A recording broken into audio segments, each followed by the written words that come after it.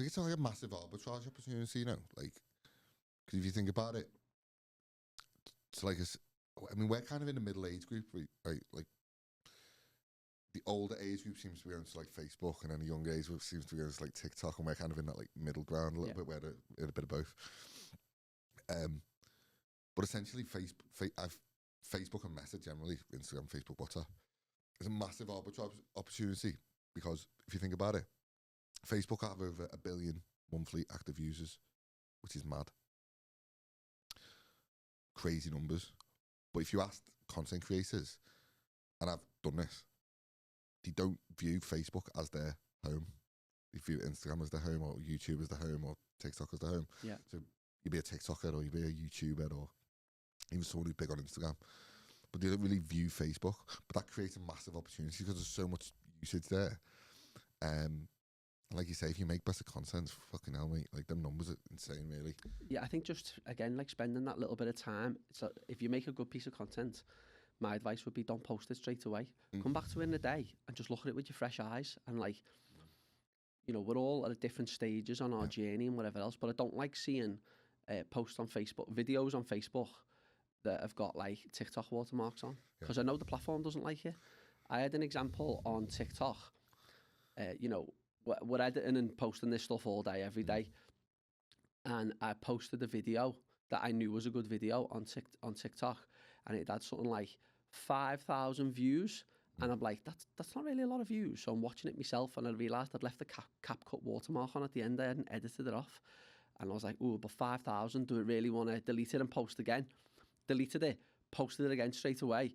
And within an hour, it had 15,000. And it's like, it's literally, firstly, I should have reviewed it better when I was posting it. But secondly, you've got to realise that stuff makes a massive difference. Yeah. I'm thinking about getting someone in to the business and just taking them on, and literally their job will be to scour all the social media platforms, check quality, check any errors, check, you know, viewership, what's working, what's not, and their whole job will literally just be to be like almost like just like a social media scourer, basically. You just scour socials. But I think that's, again, you can, you know, me and you've spoke a lot about how AI can be a great tool, I'm going to call it. It's one of many tools.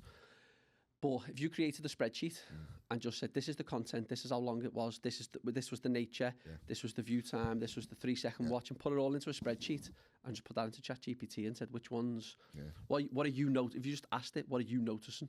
And it will give you a lot of clues. But again, there's lots of different types of content, isn't there? Like, I know if we post a video to our story first thing in the morning, we might get 2,000 watches on our story. If I post a photo first thing in the morning, it could get 6,000 views. Yeah. I know that photo carousel posts don't generally work well on our Instagram platform. I know that TikTok, and these are all clues, by the way, you should be writing these down. Instagram and TikTok, it knows what you've posted. If you post the same on both platforms, one of them won't do well, or certainly one will massively outperform the other. Yeah.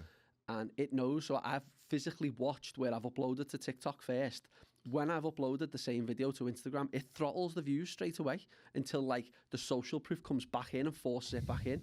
Yeah. It absolutely knows what you're doing. You need to realise that. And if anyone wants a conversation about that or wants to message me and ask me something, go for it. I'll share all the tips I've got. 100%. I mean, even to the point of like writing captions.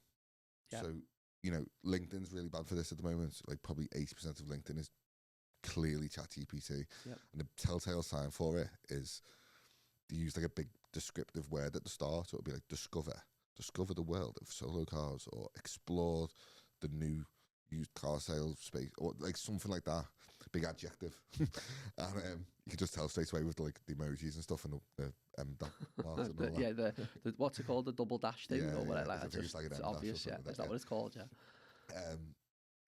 So, but like the algorithm's picking that up now, and with Nano Banana, the Google AI that's come out now, which is insanely good, by the way. It's just picking it up straight away. Just picks it up. So any like blogs that are sitting on websites and stuff that are AI generated, it'll tell. Especially if it's not like the native like Google stuff.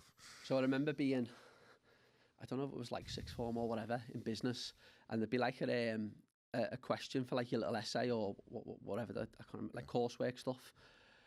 And I remember saying to the teacher, there's an answer to that online. Like that question's been asked before. This was before AI. And I was like, but what stops me just like taking that answer, putting it into my own words and submitting that, and I'll get 100% surely. And they were like, you will, yeah. But you've got to then dissect the information. It's going in and you write it down. And I was like, okay, that's kind of the way I'll do things. But it's the same with AI. Use it. It's a tool. Don't rely on it, though. Yeah. Just rewrite it yourself. If it gives you some structure and whatever, it's fine. And, you know, one of the things I hate about ChatGPT is that it wants to correct everything. And it'll be like, right, I'm going to sharpen this up for you. And I'm like, I don't want you to sharpen it up for me. I want to say it as I'm going to say it and know how it'll be received. You don't need to add all your bits of professional grammar in, because I'm professional. I'm not as professional as like, you know, I don't speak perfect English and whatnot.